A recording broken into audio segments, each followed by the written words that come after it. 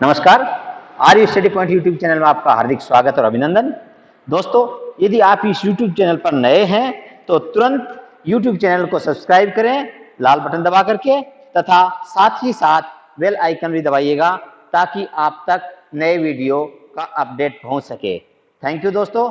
हम बात करते हैं हमारे टॉपिक के लिए आज, और हमारा टॉपिक चल रहा था दोस्तों संख्याएं।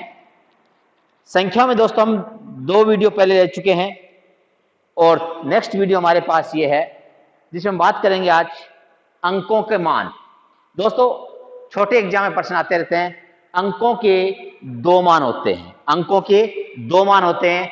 एक को हम बोलते हैं दोस्तों वास्तविक मान, जातीय मान, अंकित मान। वास्तविक मान, जातीय मान, अंकित मान या शुद्ध मान, और दूसरा होता है स्थानीय मान यानी प्लेस वैल्यू। दोस्तों, पहला होता है फेस वैल्यू, फेस वैल्यू यानी वास्तविक मान या जातीय मान। दूसरा होता है स्थानीय मान यानी प्लेस वैल्यू, स्थान का मान। दोस्तों, जातीय मान क्या होता है? अंक का स्वयं का मान जातीय मान होता है। 1 की वैल्यू 1 होती है, 2 का 2 होता है, 3 का 3 होता है, 4 का 4 होता है। जो संख्या है वही उसका स्थानीय मान है, 1 का जातीय मान है। 1 का 1, 2 के लिए 2, 3 के लिए 3, 5 के लिए 5, 7 के लिए 7, 0 के लिए 0। दोस्तों, कोई संख्या लिख दी मैंने 8502। मैं कहूं यदि 5 का जातीय मान है तो आप कहेंगे 5, 8 का जातीय मान 8, 0 का जातीय मान 0, 2 का जातीय मान 2। यानी अंक का स्वयं का मान ही जातीय मान कहलाता है। अंक का खुद का अपने आप का मान ही जातीय मान कहलाता है। स्थानीय मान, दोस्तों स्थानीय मान की बात करूं तो स्थानीय मान बदलता रहता है। क्यों बदलता रहता है? क्योंकि वो स्थान पर डिपेंड करता है, किस पोजीशन के ऊपर है उस पर डिपेंड करता है स्थानीय मान। तो स्थानीय मान की बात की जाए तो हम ये कह सकते हैं स्थानीय मान किसी अंक का वह मान जो उसके स्थान विशेष के कारण बदल जाता है, स्थानीय मान कहलाता है। जैसे यहां लिखा दोस्तों 568, 568, तो 5 का स्थानीय मान 500, 5 का स्थानीय मान 500, 6 अंक का स्थानीय मान यहाँ पर 60 और 8 का स्थानीय मान 8। इकाई के स्थान पर जो अंक होता है उसका स्थानीय मान और जातीय मान समान होता है। मैं एक एग्जांपल और लेना चाह रहा हूं, 7, 3, 5, 2, 4। दोस्तों, 4 का स्थानीय और जातीय मान 4 रहेगा, 2 का जातीय मान 2 है लेकिन स्थानीय मान 20 हो जाएगा, 5 का स्थानीय मान 500 हो जाएगा, 3 का स्थानीय मान 3000 हो जाएगा, 7 का स्थानीय मान 70000 हो जाएगा। स्थानीय मान, प्लेस वैल्यू, स्पेस वैल्यू, जिस स्थान पर अंक है, इकाई पर है, दहाई पर, सैकड़े पर, हजार पर, 10,000, लाख, 10 लाख, वही उसका क्या हो जाता है दोस्तों? स्थानीय मान होता है। तो एक बार फिर रिपीट करूंगा, जातीय मान अंक का खुद का मान होता है, भले ही वो किसी भी स्थान पर हो, और स्थानीय मान डिपेंड करता है स्थान पर। 0 का स्थानीय मान दोस्तों हमेशा 0 ही होता है। यदि कोई कहे 8053, 3 का स्थानीय मान यहाँ 3 ही रहेगा, 5 का 50 हो जाएगा, 0 का दोस्तों 0 ही होता है, और 8 का यहाँ पर 8000 हो गया। तो स्थानीय मान स्थान का मान होता है, लेकिन 0 का स्थानीय मान हमेशा 0 ही रहता है। बाकी अंकों का जातीय मान वही रहता है और स्थानीय मान डिपेंड करता है स्थान को लेकर के। तो ये था दोस्तों हमारे पास अंकों का मान, स्थानीय मान और जातीय मान। दोस्तों, नेक्स्ट बात करेंगे हम आगे operation of real number. Operation of real number बहुत ध्यान रखने वाली चीजें हैं दोस्तों। ऑपरेशन ऑफ रियल नंबर में क्या चीज आएगी हमारे सामने? तो कुछ चीजें हैं जो आपके काम की चीजें हैं, एग्जाम्स में अक्सर आती रहती हैं, लेकिन कई बार ज्ञान के अभाव में, जानकारी के अभाव में हम इनको छोड़ देते हैं। दोस्तों, पहली चीज आती है हमारे पास योज्य तत्समक एडिटिव आइडेंटिटी। क्या होती है? एडिटिव आइडेंटिटी होती है दोस्तों 0। क्यों होती है? किसी भी संख्या में 0 जोड़ें या 0 में संख्या जोड़ें, किसी संख्या में 0 ऐड करें, a + 0 = a, n + 0 = n, 8 + 0 = 8, 3 + 0 = 3, 5 + 0 = 5, 0 + 7 = 7। किसी भी संख्या में 0 को ऐड करें तो उसके मान में, वैल्यू में, रिजल्ट में, परिणाम में कोई अंतर नहीं आता। इसलिए दोस्तों एक योज्य तत्समक क्या होता है, जीरो होता है। एडिटिव आइडेंटिटी, तो जीरो एडिटिव आइडेंटिटी होती है, क्योंकि किसी संख्या में जीरो जोड़ा जाए या जीरो में संख्या जोड़ी जाए, उसके वैल्यू, उसके रिजल्ट, उसके परिणाम में कोई परिवर्तन नहीं आता है। दूसरा वर्ड आता है दोस्तों गुणनतात्मक, मल्टीप्लिकेशन आइडेंटिटी। क्या होता है मल्टीप्लिकेशन आइडेंटिटी की बात कर रहा हूं दोस्तों मैं, जब किसी संख्या को एक से गुणा किया जाए, जब किसी संख्या को एक से गुणा किया जाए तो गुणनफल वही संख्या प्राप्त होती है। जब किसी संख्या को एक से गुणा किया जाए या एक को संख्या से गुणा किया जाए, 5 into 1 5, 1 into 7 7, x into 1 x, n into 1 n, 3 into 1 3, 7 into 1 7, 1 into 8 8। दोस्तों एक को किसी भी संख्या से गुणा किया जाए तो उसके मान में, उसके परिणाम में, उसके रिजल्ट में कोई अंतर नहीं आता है, इसलिए एक को क्या कहा गया है, मल्टीप्लिकेशन आइडेंटिटी, गुणन तत्समक। नेक्स्ट आता है दोस्तों हमारे पास योज्य प्रतिलोम। योज्य प्रतिलोम वर्ड आता है। योज्य प्रतिलोम क्या चीज होती है, एडिटिव इनवर्स। योज्य प्रतिलोम क्या होता है, एडिटिव इनवर्स। योज्य प्रतिलोम दोस्तों ये होता है किसी संख्या में क्या जोड़ें कि उसका परिणाम जीरो आ जाए, क्या ऐड करें, क्या जोड़ें कि उसका रिजल्ट जीरो आ जाए।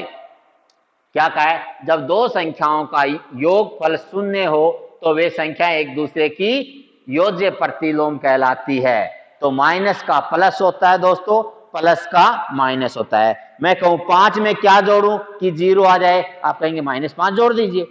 -7 में क्या जोड़ूं जीरो आ जाए, बोले प्लस का 7 जोड़ दीजिए। तो प्लस की संख्या तो माइनस लगा देते हैं, माइनस की संख्या तो प्लस लगा देते हैं।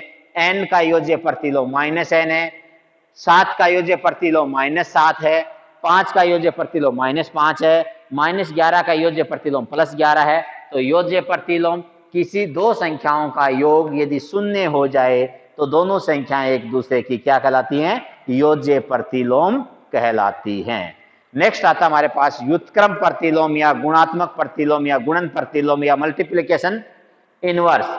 मल्टीप्लिकेशन इनवर्स क्या होता है दोस्तों, यदि दो संख्याओं का गुणनफल एक हो, दो संख्याओं का गुणनफल क्या हो, एक हो, तो दोनों संख्याओं एक दूसरे की व्युत्क्रम या गुणात्मक प्रतिलोम कहलाती हैं। गुणात्मक प्रतिलोम क्या होता है दोस्तों, संख्या को क्या करेंगे, गुणा की संख्या को भाग में लिख देते हैं, भाग की संख्या को गुणा में लिख देते हैं। 3 है 1 बटा लिख देंगे, 5 है 1 बटा 5 लिख देंगे, 3 बटा 7 है 7 बटा 3 लिख देंगे। तो दोस्तों 3 बटा 7 का क्या हो जाएगा, 7 बटा 3 हो जाएगा। किसी ने कहा 5 बटा 3 है, इसका गुणन प्रतिलोम क्या होगा, मैंने कहा 3 बटा 5 से गुणा कर दो, देखो एक आता कि नहीं आता, आ गया ना, एक आ गया। तो 5 बटा 3 का गुणन प्रतिलोम क्या हो गया, 3 बटा 5। किसी ने कहा n का गुणन प्रतिलोम क्या है, मैंने कहा 1 बटा n हो जाएगा। क्यों हो जाएगा, बोले n से n कट गया, रिजल्ट क्या आ गया, 1 आ गया। तो किसी भी संख्या का गुणन प्रतिलोम क्या कर देंगे, संख्या को इनवर्स कर देते हैं, अपोजिट लिख देते हैं, अंश को हर बना देते हैं, हर को अंश बना देते हैं, न्यूमरेटर को डिनोमिनेटर बना देते हैं, डिनोमिनेटर को न्यूमरेटर बना देते हैं। दोस्तों 2 बटा 3 का गुणन प्रतिलोम क्या हो जाएगा, तो हम कहेंगे 3 बटा 2। और किसी ने कहा 5 बटा 3 का योज्य प्रतिलोम क्या है, तो मैंने कह दिया योज्य, इसका मतलब -5 बटा 3। तो योज्य प्रतिलोम में तो रिजल्ट क्या आना चाहिए, 0। योज्य प्रतिलोम में रिजल्ट क्या आना चाहिए, 0। और गुणन प्रतिलोम में रिजल्ट क्या आना चाहिए दोस्तों, 1 आना चाहिए। तो ये था दोस्तों हमारे पास योज्य प्रतिलोम और गुणन प्रतिलोम। नेक्स्ट बात करते हैं हम क्रम विनिमयता। क्रम विनिमयता क्या वर्ड होता है दोस्तों, कम्यूटेटिव प्रॉपर्टी, क्रम विनिमयता। संख्याओं के क्रम को परिवर्तन करने पर भी, संख्याओं के क्रम में परिवर्तन करने पर भी उनके परिणाम में कोई परिवर्तन नहीं होना क्रम विनिमयता कहलाता है। क्रम विनिमयता क्या होता है, संख्याओं के क्रम में परिवर्तन करने पर भी उनके परिणाम में कोई परिवर्तन नहीं हो, वो होता है दोस्तों क्रम विनिमयता। क्रम विनिमयता जैसे 7 + 5 क्या हो जाएगा, 5 + 7, 7 और 5 12, तो 5 और 7 12। 6 × 3 तो 3 × 6, a + b या b + a × b या b × a। यानी उसको किसी भी तरह से हम करें, आपने कहा 6 को 3 से गुणा करूं, मैंने कहा 3 को 6 से गुणा कर दो, 7 को में 5 जोड़े, बोले 5 में 7 जोड़ दो। तो दो संख्याओं का योग करें या दो संख्याओं का गुणा करें, दोनों को आपस में चेंज करें तो भी उनका स्थान परिवर्तन करने पर रिजल्ट परिवर्तित नहीं होता। 8 + 5, मैंने कह दिया 5 + 8, 8 × 5 = 13, बोले 5 और 8 भी कितना होता है? 13 ही होता है।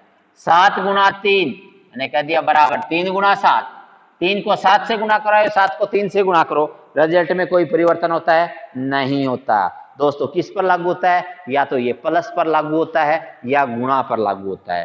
प्लस पे या गुणा पे लागू होता है, तो माइनस पे भाग पे लागू नहीं होता, बिल्कुल नहीं होता। क्यों नहीं होता? देखो 7 - 5 बराबर 5 - 7 होता है क्या? नहीं होता। क्यों? 7 - 5 2 होता है, 5 - 7 माइनस का 2 होता है, तो ये माइनस पर लागू नहीं होता। तो क्या है, भाग पर लागू होता है? मैंने कहा नहीं होता। कैसे? बोले ये देखो 7 भाग 2 तो बराबर 2 भाग 7 होता है क्या? नहीं होता। क्यों नहीं होता? 7 में 2 का भाग देंगे तो 3.5 आएगा, 2 में 7 का भाग देंगे तो कैसे आएगा? नहीं आएगा ना। इसलिए ये चीज किस पे लागू थी? केवल और केवल प्लस और गुणा के ऊपर लागू होती है, न कि माइनस और भाग पर। तो क्या बताया दोस्तों? क्रम विनिमयता, क्रम को परिवर्तन करने पर भी परिणाम में कोई परिवर्तन नहीं हो, क्रम विनिमयता कहलाता है।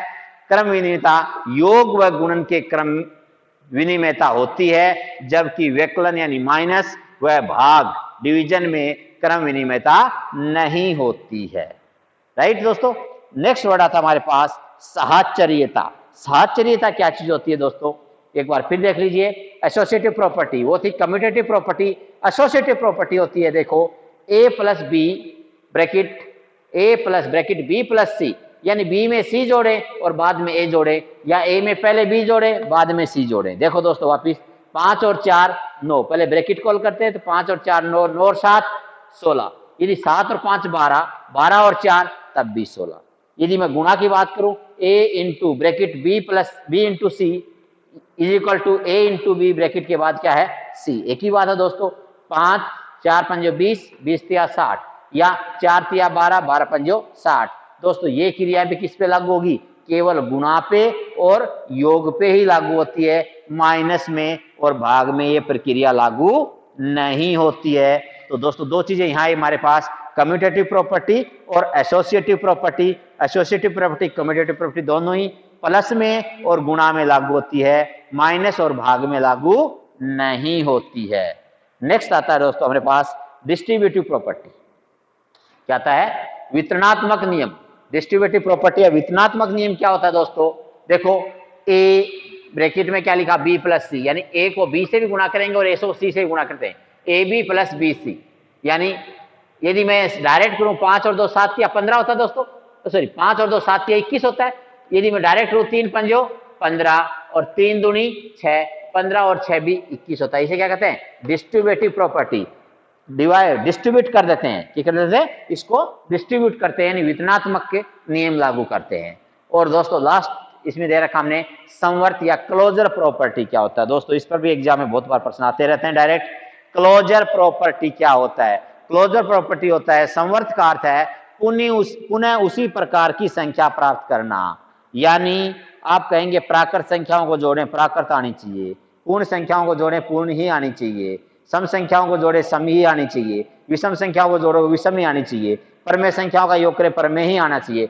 तो दोस्तों बात करता हूं योग के बाद, तो प्राकृत संख्याओं का योग प्राकृत होता है, पूर्ण संख्याओं का योग होल नंबर का योग पूर्ण होता है, पूर्णांकों का योग दोस्तों पूर्णांक ही होता है, प्रमेय का योग भी दोस्तों प्रमेय ही होता है, और अप्रमेय का योग भी अप्रमेय ही होता है। तो क्या कहेंगे? इस संवर्त का नियम योग पर हर जगह लागू होता है।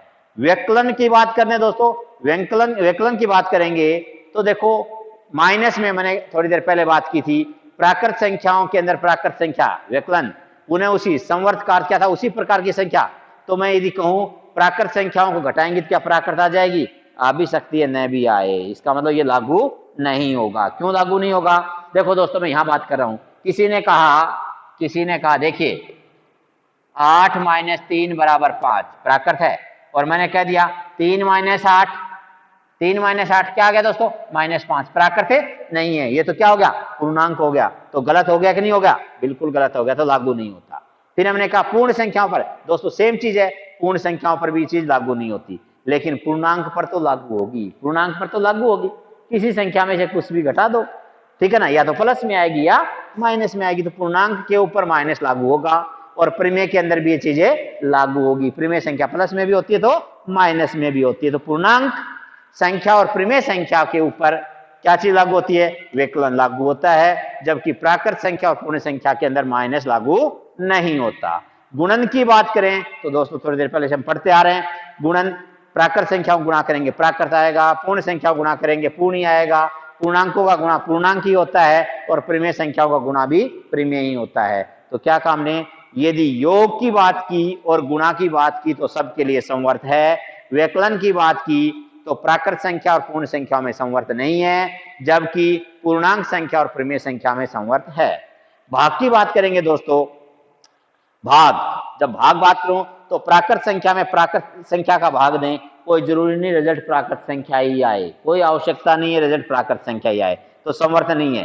कोई आवश्यकता नहीं रिजल्ट पूर्ण संख्या ही आए, बिल्कुल नहीं हो सकता, संवर्त नहीं है। पूर्णांक के लिए भी संवर्त नहीं है, लेकिन प्रमेय संख्या के लिए संवर्त है। क्यों संवर्त है?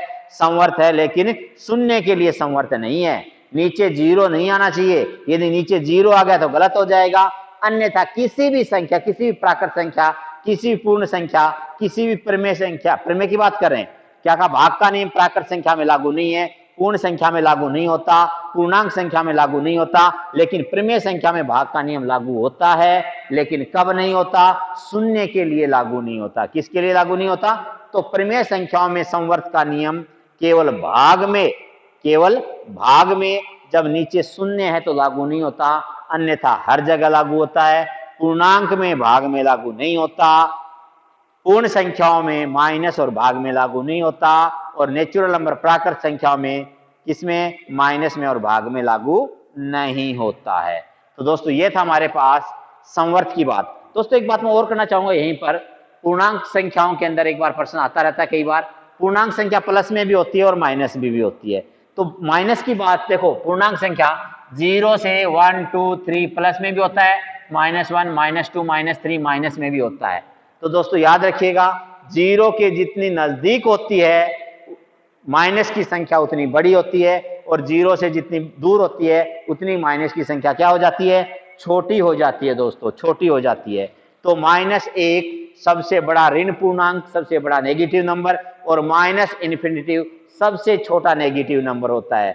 0 के माइनस की संख्या 0 के जितनी नजदीक होती है उतनी ही बड़ी होती है।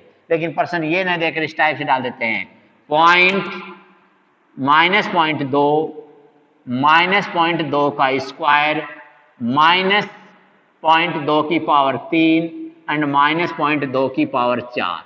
दोस्तों बहुत बार एग्जाम में पूछा जाता है इनमें सबसे बड़ा कौन है, सबसे छोटा कौन है, सबसे बड़ा कौन है, सबसे छोटा कौन है। दोस्तों डायरेक्ट नहीं बता सकते आप, यदि डायरेक्ट बताए तो याद रखना, माइनस संख्याओं के ऊपर यदि सम पावर हो, माइनस संख्या पर यदि सम पावर हो तो क्या होती है? वो संख्या पॉजिटिव हो जाती है, पॉजिटिव संख्या बड़ी होती है। तो 2 पर सम पावर है 0.2 और 0.2, 0.2 की पावर 2, 0.2 की पावर 4, तो ये दोनों पॉजिटिव होंगे, इसका मतलब ये दोनों संख्या बड़ी है, ये दोनों संख्या छोटी है।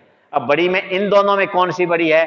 तो दशमलव संख्या की जितनी पावर हम बढ़ाते जाएंगे संख्या उतनी ही छोटी होती जाती है। हम पावर्स में विस्तार रूप से इसको पढ़ेंगे। इसका मान है 0.2, ये हो गया प्लस का 0.04, माइनस का 0.008, प्लस का 0.0016।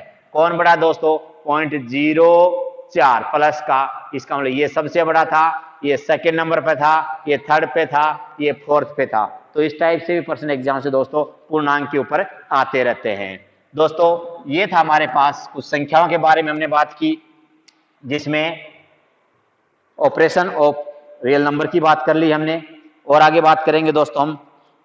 यहाँ तक ये आज का टॉपिक था हमारा, और ये था दोस्तों संख्याओं के ऊपर। दोस्तों आशा करता हूँ संख्याओं का टॉपिक आपके समझ में आया होगा। फिर भी आपकी कोई प्रॉब्लम है तो आप नेक्स्ट पूछ सकते हैं, जानकारी ले सकते हैं, यूट्यूब चैनल का पालन कर सकते हैं। थैंक यू, जय हिंद, जय भारत।